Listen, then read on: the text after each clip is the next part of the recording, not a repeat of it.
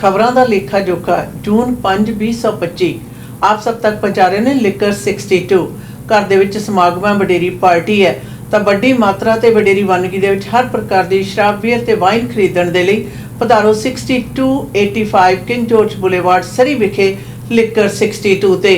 New car prices expected to go up amid increased tariffs on aluminium steel, BC Industry Group.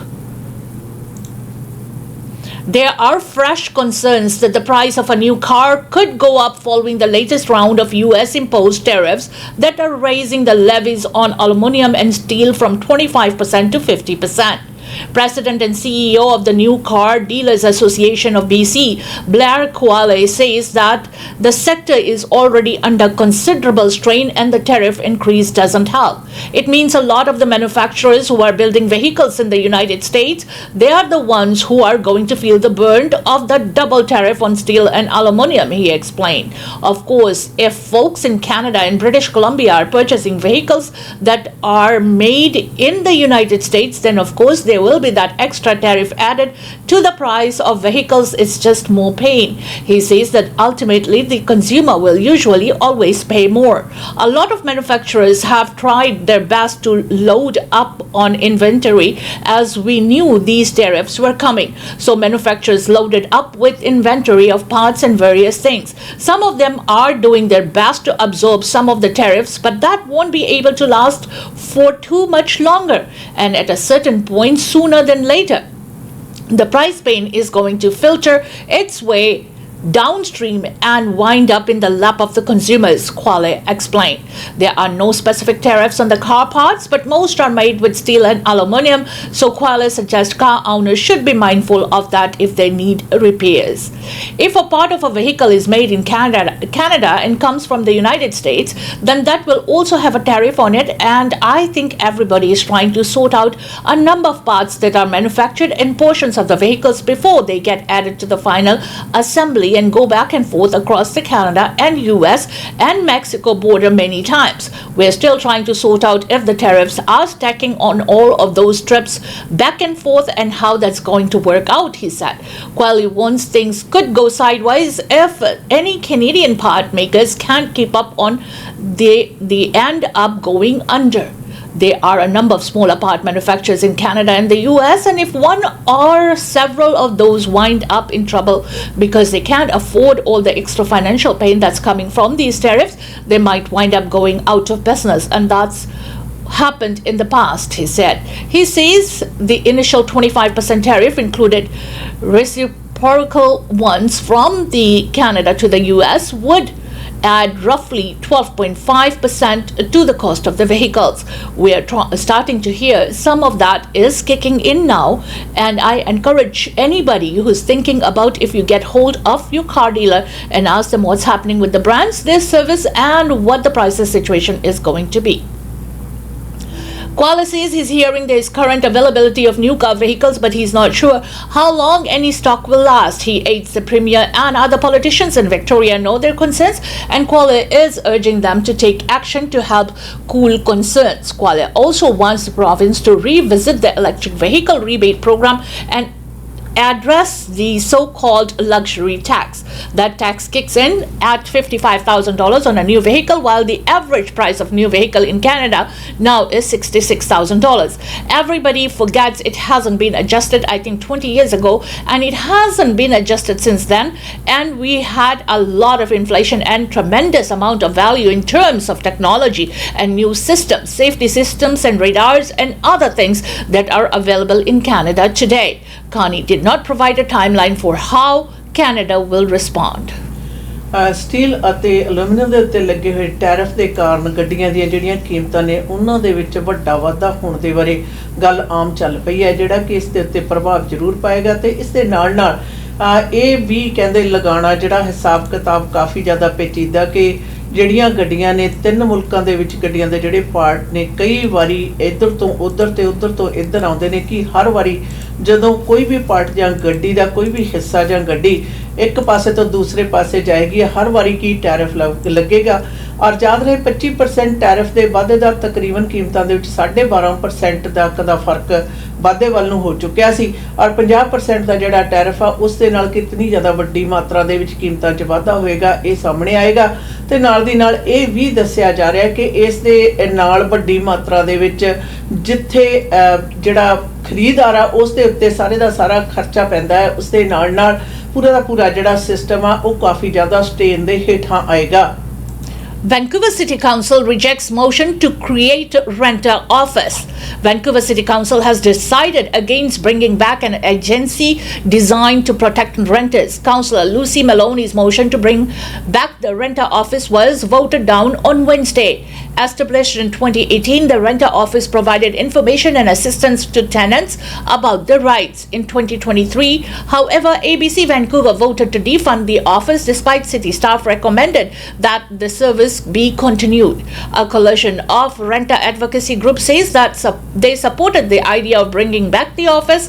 Owen Brady is the director at the non-profit Abundant Housing Vancouver. He's disappointed in the city council's decision. He says the motion was mainly about the city meeting its commitment to renters. To help renters navigate the city's various process, whether it be standard of maintenance, he explained in an interview. He hopes the city will meet the same commitments by other means. Jennifer Bradshaw is a director at the same non-profit and thinks the renter office is important because renovations are common in Vancouver. We strongly believe that the renter office would help promote more safe and secure rental housing across Vancouver, Bradshaw said. We just really wanted to make sure that it is coordinated and that is accessible for renters and communicated well to tenants, said Brady. It is critical that we keep building. Even though there has been some downward pressure on rents lately driven by economic insecurities and tariffs, there are concerns that rents will go up in the future. People are just as worse off as they were before. This is not the improvement of affordability we want to see, he says. The party around Mayor Ken Sem decided to defund the office, arguing that they would increase grants to other non-profit groups serving renters by $250,000. Bradshaw adds that renters have little representation at the City Hall. She would therefore welcome the return of the renter office. Our renters should be represented more, especially on the municipal level where we historically see so much more participation in public hearings and of course in voting, she explained. Bradshaw also notes that homeowners are overrepresented in municipal decision-making process compared to renters. According to the city staff, the renters office has cost about $1.8 million in its 3 years of existence.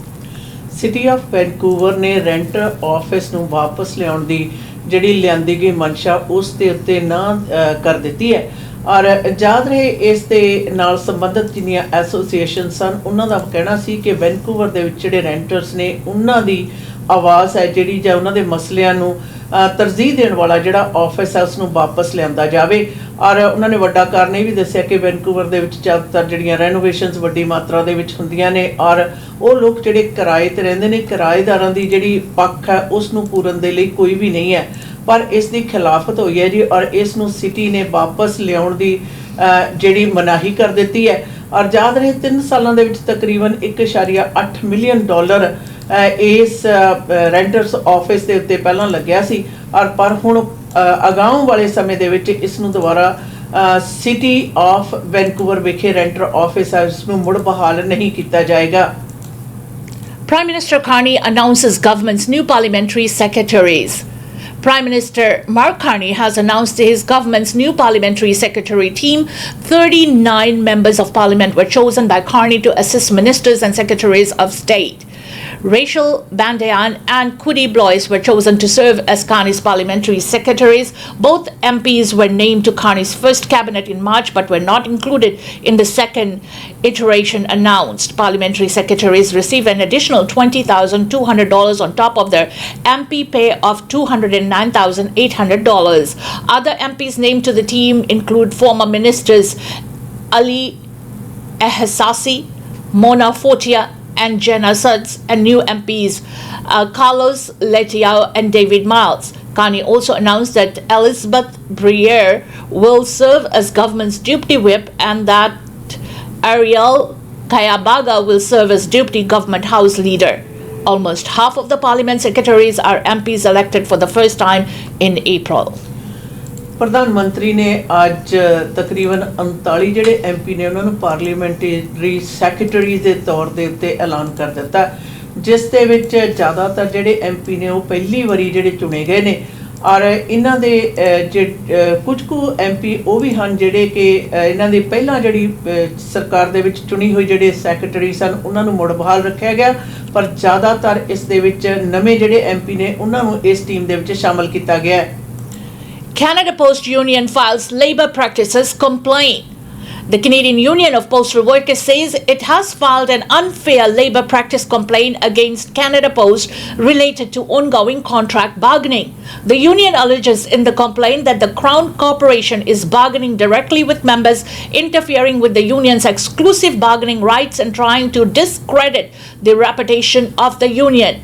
It says Canada Post has appointed members to a website that provides updates on negotiations and is updating offers based on online feedback in what the union says is an effort to bypass its intermediary role. Canada Post did not immediately respond to a request for comment. The union says it is asking the Canada Industrial Relations Board to order Canada Post to stop what it calls interference and to give the union opportunity to rebut Canada Post perspectives. Canada Post and the roughly 55,000 member CUPW have been working to reach a deal for some 18 months. Canada post ਦੇ 55,000 ਤੋਂ ਉੱਪਰ ਜਿਹੜੇ workers ਨੇ ਉਹਨਾਂ ਨੂੰ represent ਕਰਦੀ union ਨੇ ਕਿਹਾ ਕਿ ਕੈਨੇਡਾ ਪੋਸਟ ਦੇ ਮਾਲਕ ਨੇ ਜਿਹੜੇ ਉਹਨਾਂ ਦੇ ਨਾਲ ਜਿਹੜਾ ਵਿਵਹਾਰ ਹੈ ਉਹ ਸਹੀ ਨਹੀਂ ਕਰ ਰਹੇ ਔਰ ਉਹਨਾਂ ਦਾ ਕਹਿਣਾ ਕਿ ਜਿਹੜੀ ਨੈਗੋਸੀਏਸ਼ਨ ਹੈ ਜਿਹਦੇ ਲਈ ਉਹ ਉਹਨਾਂ ਦੀ ਡਿਊਟੀ ਹੈ ਉਸ ਦੇ ਵਿੱਚ ਉਹਨਾਂ ਵੱਲੋਂ ਇੰਟਰਫੇਰੈਂਸ ਕੀਤੀ ਜਾ ਰਹੀ ਹੈ। ਯਾਦ ਰਹੇ ਪਿਛਲੇ 18 ਮਹੀਨਿਆਂ ਤੋਂ ਕੈਨੇਡਾ ਪੋਸਟ ਦੇ ਯੂਨੀਅਨ ਤੇ ਨਾਲ ਦੀ ਨਾਲ ਕੈਨੇਡਾ ਪੋਸਟ ਕਾਰਪੋਰੇਸ਼ਨ ਦੇ ਦਰਮਿਆਨ ਹੈ ਜਿਹੜਾ EMPLOYER ਦੇ ਦਰਮਿਆਨ ਇਹ ਗੱਲਬਾਤ ਚੱਲ ਰਹੀ ਹੈ ਜਿਹੜੀ ਕਿ ਨਿਰੰਤਰ ਅਜੇ ਤੱਕ ਬੇਸਿੱਟਾ ਹੈ। Trade deficit hits record in April as trade has totally collapsed amid tariffs. Canada posted its largest merchandise trade deficit on record in April at $7.1 billion as exports fell sharply in the face of US President Donald Trump's tariff. Statistics Canada said Thursday, the result, which followed a deficit of $2.3 billion in March, came as a plunge in exports to the U.S., more than offset a gain in shipment to other destinations around the world. Catherine Judge, Executive Director and Senior Economist of CIBC Capital Markets, called the numbers really bad. Essentially, trade has totally collapsed, Judge said in an interview. Obviously, the US is our biggest trading partner, so it didn't really matter that trade with some other countries increased. I think this just exemplifies how dependent we are in the US and also how difficult it will be to diversify our trade base away from the US. April was the first full month of tariffs between Canada and the US, and so the implementation of tariffs on the auto sector. Canada posted a merchandise trade surplus with the US, $3.6 billion in April, the smallest surplus with the country's largest trading partner since December 2020. The result came as exports to the US fell 15.7% and imports from the US dropped 10.8%. Meanwhile, Canada's trade deficit with countries other than the US was $10.7 billion in April compared with $9 billion in March. Exports to countries other than the US rose 2.9% to $18.3 billion in April, while imports from countries other than the United States gained 8.3% to hit a record of $29 billion. The trade report followed Statistics Canada's report last week that real gross domestic product grew at an annualized rate of 2.2% in the first quarter of the year. Judge said the first quarter was boosted by US businesses buying Canadian goods ahead of tariffs that they thought would be implemented, but that's now in the rear view mirror. When you consider not just the trade numbers but measures of business and consumers' confidence, the increase in the unemployment rate, this is all consistent with an economy that's operating very much below potential, and the Bank of Canada should very much be cutting interest rates, she said. Shali Kaushik, senior economist at BMO Capital Markets, said there were significant double-digit drops in auto imports and exports, but the drop in trade was pretty broad-based. I think almost every category of Canadian exports were down in April, so it's certainly not just an auto story, although of course that is the major thing that changed certainly in the tariff world in April, she said. Overall exports fell 10.8% in April to $60.4 billion, their lowest level since June 2023, as exports of motor vehicles and parts dropped 17.4%. Exports of consumer goods also fell 15.4%, while exports of energy products dropped 7.9%. Meanwhile, total imports fell 3.5% in April to $67.6 billion, as imports of motor vehicle and parts lost 17.7%, and the industrial machinery, equipment and parts dropped 9.5%. In real or volume terms, total exports fell 9.1% in April, while imports fell 2.9% in April. In a separate report, Statistics Canada said monthly service exports in April 0.5% to $17.9 billion, while imports of service dropped 1.1% to $18.3 billion. When international trade in goods and service are combined, the agency said Canada's total trade deficit with the world was $7.5 billion in April, compared with $2.7 billion in March. Trade ਦੇ ਖੇਤਰ ਦੇ ਵਿੱਚ record ਤੋੜਾ ਜਿਹੜਾ deficit ਉਹ ਦਰਜ ਹੋਇਆ, ਜਿਹੜਾ ਕਿ ਅਪ੍ਰੈਲ ਮਹੀਨੇ ਦੇ ਵਿੱਚ $7.1 ਬਿਲੀਅਨ ਦਰਜ ਹੋਇਆ, ਜਦੋਂ ਕਿ ਮਾਰਚ ਦੇ ਵਿੱਚ 2.3 ਬਿਲੀਅਨ ਸੀ। ਔਰ ਇਸ ਦੇ ਪਿੱਛੇ ਕਾਰਨ ਦੱਸਿਆ ਜਾ ਰਿਹਾ ਹੈ ਕਿ ਗੁਆਂਢੀ ਮੁਲਕ ਦੇ ਨਾਲ ਟੈਰਿਫ ਦੇ ਦੌਰਾਨ ਹੈ ਜਿਹੜਾ ਕਾਫੀ ਜ਼ਿਆਦਾ ਵੱਡੀ ਮਾਤਰਾ ਦੇ ਵਿੱਚ ਆਈ ਹੋਈ ਜਿਹੜੀ ਗਿਰਾਵਟ ਆ ਉਹ ਵੱਡਾ ਕਾਰਨ ਹੈ। ਯਾਦ ਰਹੇ ਅਪ੍ਰੈਲ ਮਹੀਨਾ ਜਿਹੜਾ ਹੈ ਉਹ ਪਹਿਲਾ ਸੀ ਜਿਸ ਦੇ ਵਿੱਚ ਕਿ ਜਿਹੜਾ ਟੈਰਿਫ ਆ ਪੂਰੀ ਤਰ੍ਹਾਂ ਲਾਗੂ ਹੋਇਆ, ਜਿਸ ਦੇ ਜਿਹੜਾ ਵੱਡਾ ਕਾਰਨ ਮੰਨਿਆ ਜਾ ਰਿਹਾ ਹੈ ਕਿ ਇਸ ਟ੍ਰੇਡ ਜਿਹੜਾ ਡੈਫਿਸਿਟ ਹੈ ਉਸ ਦੇ ਵਿੱਚ ਵੱਡੀ ਮਾਤਰਾ ਦਾ ਮੇਨ ਕਾਰਨ ਆ। ਪਰ ਇਸ ਦੇ ਨਾਲ ਨਾਲ ਬਾਕੀ ਹੋਰ ਮੁਲਕਾਂ ਦੇ ਨਾਲ ਜਿਹੜਾ ਟ੍ਰੇਡ ਹੈ ਉਸ ਦੀ ਮਾਤਰਾ ਜਿਹੜੀ ਹੈ ਇੰਪੋਰਟ ਤੇ ਐਕਸਪੋਰਟ ਦੇ ਵਿੱਚ ਥੋੜੀ ਵਧੀ ਹੈ, ਪਰ ਸਭ ਤੋਂ ਜ਼ਿਆਦਾ ਵੱਡਾ ਜਿਹੜਾ ਕਾਰਨ ਹੈ ਉਹ ਗੁਆਂਢੀ ਮੁਲਕ ਦੇ ਨਾਲ ਜਿਹੜਾ ਸਭ ਤੋਂ ਵੱਡੀ ਗਿਣਤੀ ਦੇ ਵਿੱਚ ਟ੍ਰੇਡ ਪਾਰਟਨਰ ਹੈ ਕੈਨੇਡਾ ਦਾ, ਉਸ ਤੇ ਪ੍ਰਭਾਵ ਜ਼ਾਰਾ ਰੂਪ ਦੇ ਵਿੱਚ ਦਿਖਾਈ ਦੇ ਰਹੇ ਹਨ।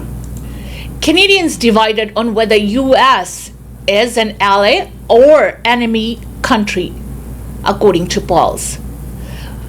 Faced with a trade war that didn't start, Canadians are divided on whether they see United States as an enemy or an ally, a new poll suggests.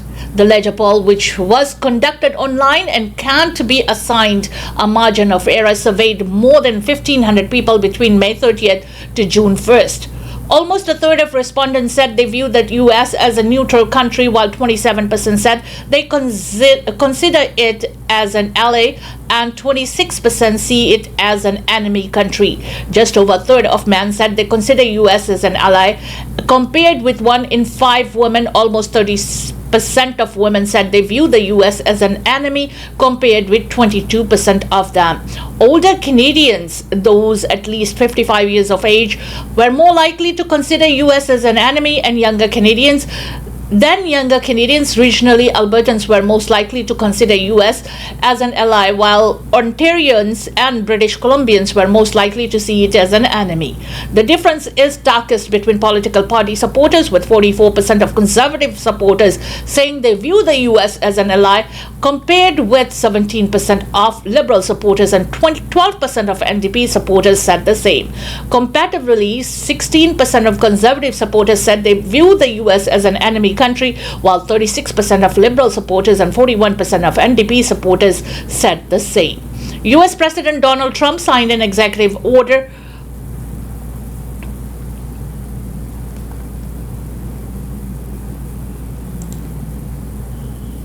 Tuesday to double his levies on steel and aluminium to 50%. He claimed the measure will protect the country's national security and domestic industries. Prime Minister Mark Carney has said his government will need to take some time to craft a response to the increased U.S. tariffs. The number of Canadians that report seeing the U.S. as an enemy country has dropped by 6 points since mid-March. At that time, 32% of survey respondents told Lekha they viewed the country as an enemy. The number of Canadians that view the U.S. as an ally also decreased by 2 percentage points since March, from 29 to 27%, while the number that view it as neutral country increased by 6 percentage points from 24 to 30%. Andrew Enns, Lekha's executive vice president of Central Canada, said that broadly speaking, the patterns have changed much since the organization asked the questions in February, when 27% of respondents said they viewed the U.S. as an enemy, 30% said they viewed it as an ally. Enns said the decline in the number of people saying U.S. is an enemy likely reflects the overall sentiment on tariffs. It's still obviously there, and you know clearly how we are dealing with higher steel tariffs, but the commentary coming from the White House and the Trump administration seems to have dissipated in a bit, and that's probably helping just tone things down, he said. And Canada also has a new prime minister with a mandate that might take the edge off things. I think that just keeps things more at a moderate level, and I think that reflects in people maybe feeling a little less threatened by the U.S. And said political and business leaders have also sent a consistent message that the U.S. remains an important trading partner. He said that it may encourage Canadians to believe there's a way to work things out. The polling industry's professional body, the Canadian Research Insights Council, says online surveys cannot be assigned a margin of error because they do not randomly sample the population. Survey ਆਇਆ ਜੀ ਖਾਸ ਤੌਰ ਤੇ laser ਵੱਲੋਂ ਉਹਨਾਂ ਦਾ ਦੱਸਣਾ ਹੈ ਕਿ ਉਹਨਾਂ ਨੇ 30 ਮਈ ਤੋਂ ਲੈ ਕੇ 1 ਜੂਨ ਤੱਕ ਸਰਵੇ ਕੀਤਾ। 1500 ਬੰਦਿਆਂ ਦੇ ਜਿਹੜੇ ਖਿਆਲ ਨੇ ਇਕੱਤਰਤ ਕੀਤੇ ਨੇ, ਜਿਹਦੇ ਆਧਾਰ ਦੇ ਉੱਤੇ ਉਹਨਾਂ ਨੇ ਨਿਚੋੜ ਕੱਢਿਆ ਹੈ ਕਿ ਕਿਸ ਪ੍ਰਕਾਰ ਹੈ ਜਿਹੜੇ ਕੈਨੇਡੀਅਨ ਕੀ ਅਮਰੀਕਾ ਨੂੰ ਆਪਣਾ ਸਾਥੀ ਮੰਨਦੇ ਆ ਜਾਂ ਫਿਰ ਉਹ ਉਹਨਾਂ ਨੂੰ ਪਸੰਦ ਨਹੀਂ ਕਰਦੇ। ਔਰ ਇਸ ਦੇ ਉੱਤੇ ਜਿਹੜਾ ਨਿਰੰਤਰ ਜਿਹੜਾ ਫਰਕ ਹੈ ਉਸ ਨੂੰ ਅੰਕੜਿਆਂ ਦੇ ਆਧਾਰ ਦੇ ਉੱਤੇ ਦਰਜ ਕੀਤਾ ਹੈ, ਜਿਸ ਦੇ ਵਿੱਚ ਉਹਨਾਂ ਨੇ ਮੁਲਕ ਭਰ ਦੇ ਵਿੱਚ ਜਿਹੜੀ ਨਿਸ਼ਾਨਦੇਹੀ ਹੈ ਖਾਸ ਤੌਰ ਦੇ ਉੱਤੇ ਤਕਰੀਬਨ 27% ਦੇ ਕਰੀਬ ਲੋਕ ਨੇ ਸਰਵੇ ਦੇ ਮੁਤਾਬਕ ਜਿਹੜੇ ਕਿ ਅਮਰੀਕਾ ਨੂੰ ਆਪਣਾ ਜਿਹੜਾ ਸਾਥੀ ਮੰਨਦੇ ਆ, ਤੇ 26% ਨੇ ਜਿਹੜਾ ਉਸ ਨੂੰ ਐਨਮੀ ਮੰਨਦੇ ਆ। ਔਰ ਇਸ ਦੇ ਨਾਲ ਇਹ ਵੀ ਹੋਇਆ ਕਿ ਜ਼ਿਆਦਾਤਰ ਅਲਬਰਟਾ ਦੇ ਜਿਹੜੇ ਲੋਕਾਂ ਦੇ ਮਿਕਦਾਰ ਹੈ ਉਹ ਅਮਰੀਕਾ ਨੂੰ ਜਿਹੜਾ ਐਨਮੀ ਨਹੀਂ ਮੰਨਦੀ ਇਤਨੀ ਜ਼ਿਆਦਾ ਮਾਤਰਾ ਦੇ ਵਿੱਚ, ਜਿਤਨਾ ਕਿ ontario ਤੇ ਨਾਲ ਦੀ ਨਾਲ BC ਦੇ ਜਿਹੜੇ ਵਸਿੰਦੇ ਨੇ ਉਹ ਜ਼ਿਆਦਾ ਮੰਨਦੇ ਨੇ। ਇਸ ਦੇ ਨਾਲ ਪਾਰਟੀ ਦੇ ਨਾਲ ਜੁੜੇ ਹੋਏ ਲੋਕਾਂ ਦਾ ਦੀ ਗਿਣਤੀਆਂ ਵੀ ਸਾਂਝੀਆਂ ਕੀਤੀਆਂ ਗਈਆਂ ਕਿ ਕੰਜ਼ਰਵੇਟਿਵ ਪਾਰਟੀ ਦੇ ਨਾਲ ਜਿਹੜੇ ਉਹਨਾਂ ਦੇ ਸਮਰਥਕ ਨੇ ਉਹ ਅਮਰੀਕਾ ਨੂੰ ਆਪਣਾ ਐਨਮੀ ਘੱਟ ਮਾਤਰਾ ਦੇ ਵਿੱਚ ਮੰਨਦੇ ਆ, ਜਦੋਂ ਕਿ ਲਿਬਰਲ ਤੇ NDP ਪਾਰਟੀ ਦੇ ਜਿਹੜੇ ਸਮਰਥਕ ਨੇ ਉਹ ਅਮਰੀਕਾ ਨੂੰ ਆਪਣਾ ਐਨਮੀ ਜ਼ਿਆਦਾ ਮਾਤਰਾ ਦੇ ਵਿੱਚ ਮੰਨਦੇ ਆ। ਔਰ ਯਾਦ ਰਹੇ ਇਹ ਤਾਂ ਵੱਡਾ ਕਾਰਨ ਜਿਹੜਾ ਮੰਨਿਆ ਜਾ ਰਿਹਾ ਉਹ ਟੈਰਿਫ ਦਾ ਮਸਲਾ, ਔਰ ਟੈਰਿਫ ਦੇ ਲੱਗਣ ਦੇ ਕਾਰਨ ਜਿਹੜਾ ਲੋਕਾਂ ਦਾ ਜਿਹੜਾ ਦਿਨ ਪ੍ਰਤੀ ਦਿਨ ਦਾ ਜਿਹੜਾ ਨਜ਼ਰੀਆ ਨਿਰਸੰਦੇਹ ਪਿਛਲੇ ਵਕਤਾਂ ਦੇ ਤੋਂ ਉਸ ਦੇ ਵਿੱਚ ਫਰਕ ਆਇਆ। ਕਾਰਨ ਹੈ ਨਵੀਂ ਸਰਕਾਰ ਔਰ ਵਾਈਟ ਹਾਊਸ ਤੋਂ ਵੀ ਜਿਹੜੇ ਬਿਆਨਬਾਜ਼ੀ ਆ ਉਸ ਦੇ ਵਿੱਚ ਆਈ ਹੋਈ ਤਬਦੀਲੀ ਵੱਡੇ ਕਾਰਨ ਮੰਨੇ ਜਾਂਦੇ ਹਨ। Trump banned citizens of 12 countries from entering the U.S. Citing national security concerns, President Donald Trump on Wednesday banned citizens of 12 countries, primarily in Africa and the Middle East, from entering the United States and restricted areas of citizens of 7 other nations, reiterating and expanding a hallmark policy of his first term. The travel ban applies to citizens of Afghanistan, Myanmar, Chad, the Republic of Congo, Equatorial Guinea, Eritrea, Haiti, Iran, Libya, Somalia, Sudan, and Yemen. The policy changes restricts entry for citizens of Burundi, Cuba, Laos, Sierra Leone, Togo, Turkmenistan, and Venezuela, who are outside the U.S. and do not hold a valid visa. The policy takes effect Monday at 12:01 a.m. and does not have an end date. Since returning to the White House, Trump has launched an unprecedented campaign of immigration enforcement that has pushed the limits of executive power and clashed with federal judges trying to restrain him. The travel ban results from a January 20th executive order Trump issued requiring the Departments of State and Homeland Security and the Director of National Intelligence to compile a report on hostile attitudes towards U.S. The aim is to protect its citizens from aliens who intend to commit terrorist attacks, threaten our national security, espouse hateful ideology, or otherwise exploit the immigration laws of malevolent purposes, the administration said. In a video released on social media, Trump tied the new ban to terror attacks Sunday in Boulder, Colorado, saying it is underscored the dangers posed by some visitors who overstay visas. The suspect in the attack is from Egypt, a country that is not on Trump's restricted list. The Department of Homeland Security says he overstayed a tourist visa. Who all are exempt from the ban: lawful resident citizens or designated countries who have obtained legal residency in the U.S., dual citizenship U.S. citizens who also have citizenship of one of the banned countries, some athletes and their coaches traveling to the U.S. for the World Cup, Olympics, or other major sporting events as determined by the Secretary of State, Afghans who worked for the U.S. government or its allies in Afghanistan and are holders of Afghan special immigrant visas, Iranians belonging to an ethnic or religious minority who are fleeing prosecution, certain foreign national employees of the U.S. government who have served abroad for at least 15 years and their spouses and children, refugees, those who were granted asylum or admitted to the U.S. as refugees before the ban entered into force, individuals with U.S. family members who apply for visas in connection to their spouses, children, or parents, diplomats and foreign government officials on official visits, those transiting the U.S. to the UN headquarters solely for official business related to the UN, representatives of international organizations and NATO, and official visa in the U.S., children adopted by U.S. citizens. Which countries are affected?